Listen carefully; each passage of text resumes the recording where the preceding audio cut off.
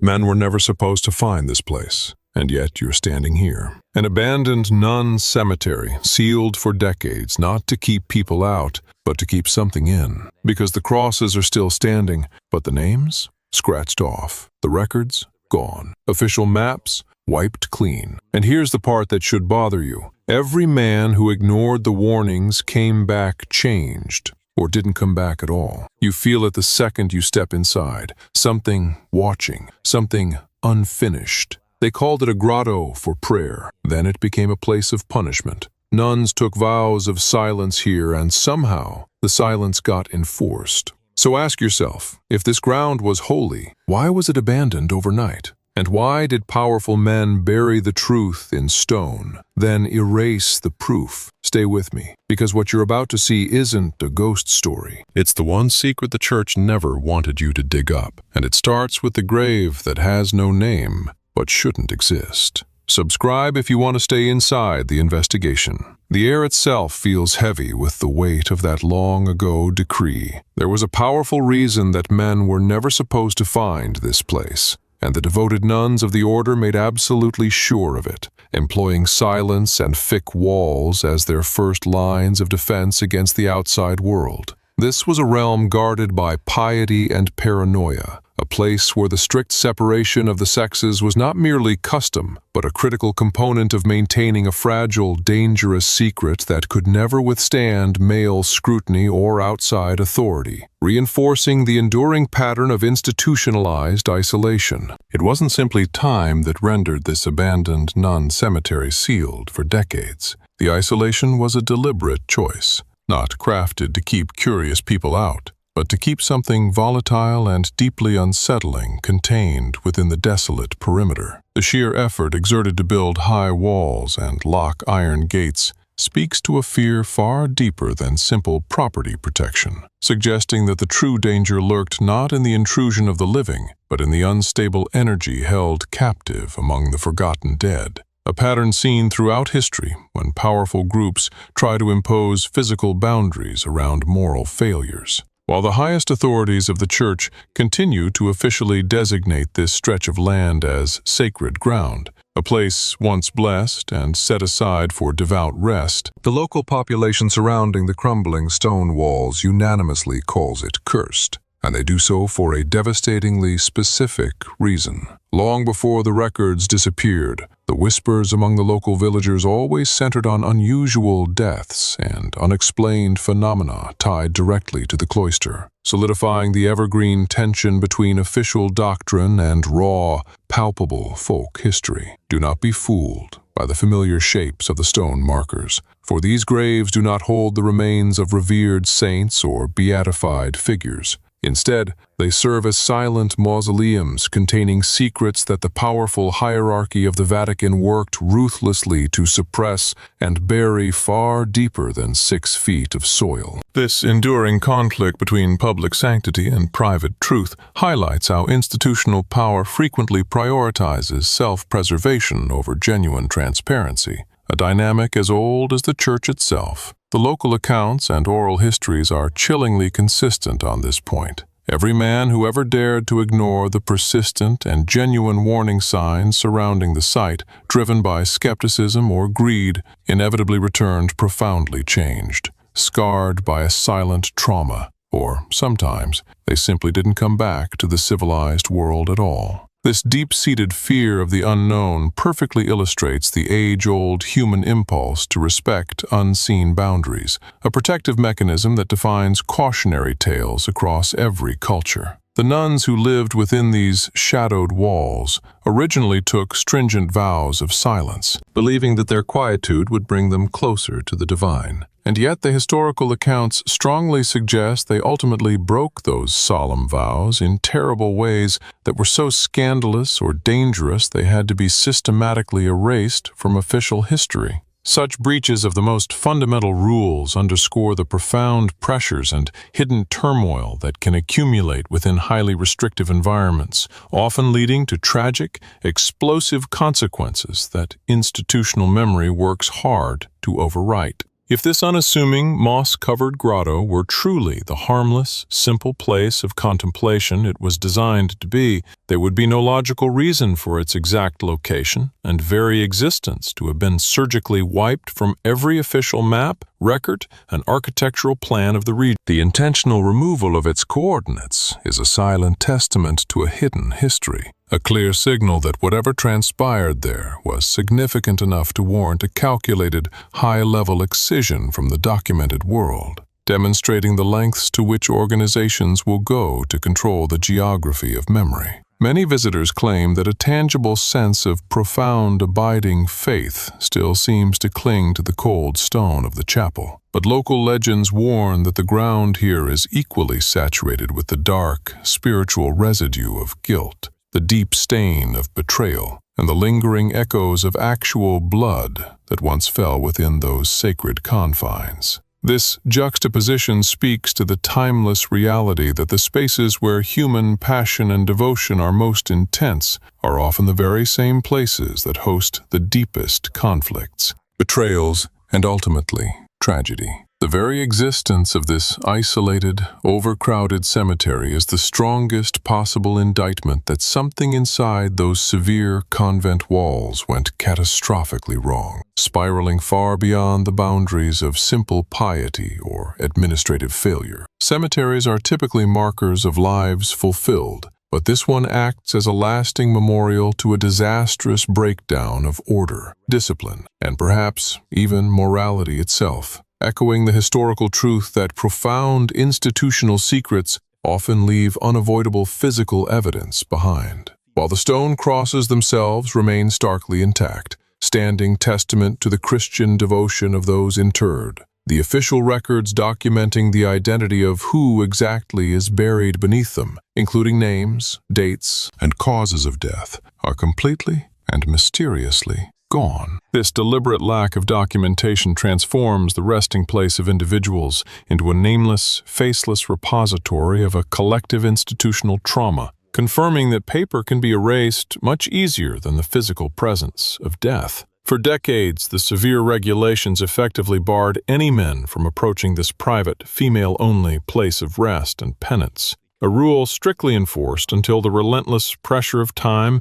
and the slow degradation of the structures caused the uncomfortable truth to start leaking out, seeping past the walls through the whispers of history. This slow revelation underscores the powerful, relentless nature of truth which, like water, will always find a way past the strongest containment mechanisms. The crumbling facade and desolate atmosphere here should not be mistaken for mere architectural abandonment resulting from the passage of time. Rather, what you are witnessing is a conscious, active cover-up, meticulously carved and preserved in the lasting permanence of stone and silent earth. The physical deterioration serves not as evidence of neglect, but as the enduring memorial to a powerful decision to intentionally conceal and silence a past that could not be allowed into the light of public record. The historical accounts strongly imply that whatever transpired among the dedicated community of nuns here, actions now obscured by decades of institutional obfuscation,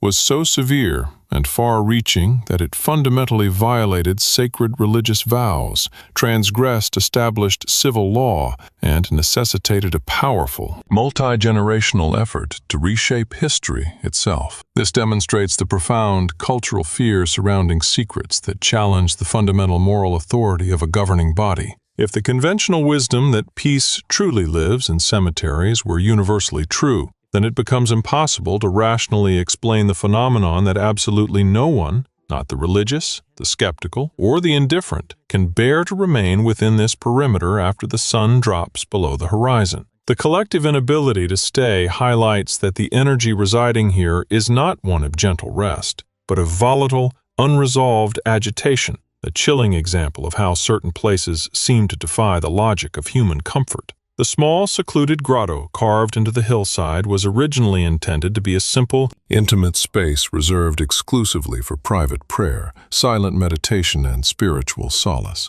until, tragically, the needs of the community shifted and it was repurposed, becoming instead a cold, unforgiving place of harsh, silent punishment. The shift from a haven of prayer to a cell of penance reveals a deep, dark change in the operational spirit of the cloister, a historical moment when rigid discipline superseded compassion. The powerful energy of deep, unwavering religious faith was what initially provided the motivation and physical labor necessary to build this enormous complex and cemetery. Yet the pervasive atmosphere of institutional fear and a terrible, undocumented failure is precisely what led to its complete erasure from the official narrative. This cycle of passionate creation followed by necessary destruction demonstrates that fear can be a stronger, more effective eraser than time itself. It is a feeling reported almost universally among those who trespass here, whether they are believers or cynics. Every man feels an immediate,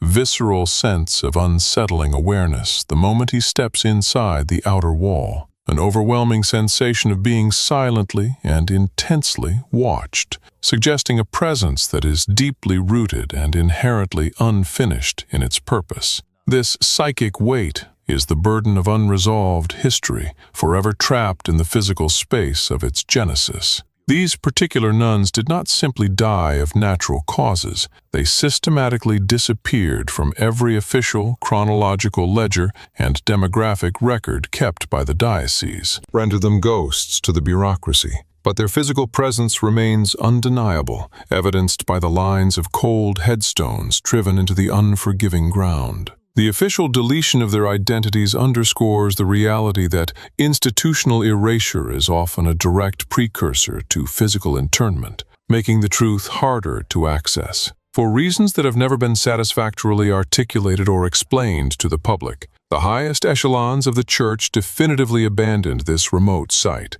retreating from its history and its physical upkeep with a speed and finality that suggests genuine panic rather than simple economic divestment. The sheer reluctance to provide any official accounting for the sudden departure remains one of the strongest indicators that the secrets held within were simply too compromising to risk disclosure. This sprawling, silent cemetery was not merely left to the slow process of being forgotten by an inattentive world. Historical documents and regional accounts strongly suggest that this place was the focus of an intense, concerted effort to be intentionally erased from the collective memory of the surrounding community. Such deliberate scrubbing implies that the content of the cemetery, the lives and deaths it recorded, posed an active, ongoing threat to the institution's contemporary reputation. A closer inspection of the markers reveals a deeply unsettling anomaly. Some of the oldest graves bear names that have been violently scratched out of the stone, while others were never afforded the dignity of any inscription or identifying mark at all. This intentional act of desecrating memory shows a clear internal conflict among the survivors about who deserved to be remembered and who needed to be permanently deleted from the record of the community. If the central defining tenet of the religious life lived here was absolute and unquestioning obedience, why did historical accounts, often dismissed as gossip but stubbornly persistent, detail so many desperate, undocumented attempts by various nuns to escape the confines of the cloister and flee into the uncertain wilderness? This fundamental contradiction between the public vow and the private action reveals a level of psychological distress and internal conflict that transcended the bounds of spiritual duty. Hidden beneath the overgrown ivy and within the cool damp of the stone grotto, there lies a truth about this closed community. A secret of such magnitude and power that powerful men in positions of ultimate authority worked diligently and illegally to ensure it would never be fully uncovered or broadcast to the world. The grotto itself acts as a metaphorical vault, protecting a history deemed too dangerous for the stability of the surrounding society and institutional integrity. The palpable silence that descends upon this isolated site is not the peaceful, restorative quiet of contemplative rest that one might hope to find in consecrated ground. Instead, it is a heavy, almost physical silence that feels rigidly and forcefully enforced by the lingering atmosphere of past cruelty and profound repression. This enforced quiet is the lasting echo of a regime that valued institutional control over the free expression of spiritual and human suffering. Every historian, reporter, or amateur researcher who attempts to seriously dig into the details of this painful, obscured history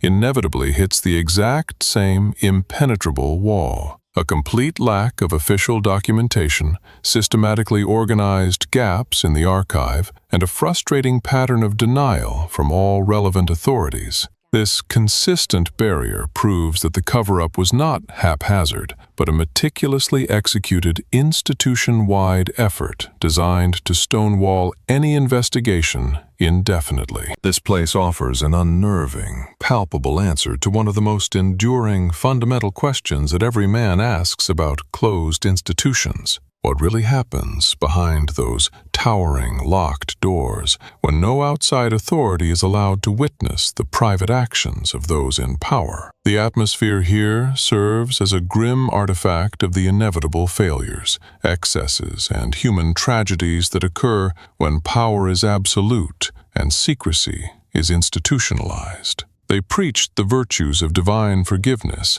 and the necessary absolution from sin within the consecrated walls of the chapel. Yet the historical evidence and physical residues strongly suggest that the leadership practiced something far darker within the cloister, a regime of absolute authority and punitive judgment that relied on fear, isolation, and ultimately, violence. The discrepancy between the sacred teaching and the brutal practice is a testament to the corruption of unchecked power. It wasn't their deep, abiding faith in God that ultimately protected the inner world of these nuns from exposure and external judgment. It was the absolute, ironclad structure of official secrecy, maintained by powerful external forces, that ensured their history remained hidden from the judgment of the outside world. This highlights the cynical reality that, in historical conflicts, institutional secrecy often proves a far more reliable shield than spiritual conviction. Though the living may have retreated, the old, crumbling, moss-covered stones themselves appear to remember every transgression, every scream, and every burial, acting as silent, permanent witnesses to the truths that the powerful church steadfastly refuses to formally admit into the canon of its history. This physical preservation of memory in the landscape confirms the evergreen notion that while institutions can control paper, the physical world retains a powerful, unerasable record of human events. If this deeply remote and restrictive place was genuinely as holy, devout, and essential to the spiritual life of the region as its founders claimed, then there is no satisfactory explanation for why the entire population of nuns and its governing body simply abandoned it overnight, leaving behind the structures, the secrets, and the silent dead. The sudden, unexplained flight serves as the most compelling evidence that something utterly catastrophic and institutionally unmanageable occurred. This video is created for educational and historical purposes. It examines themes of power, corruption, and human conflict without depicting explicit or graphic events.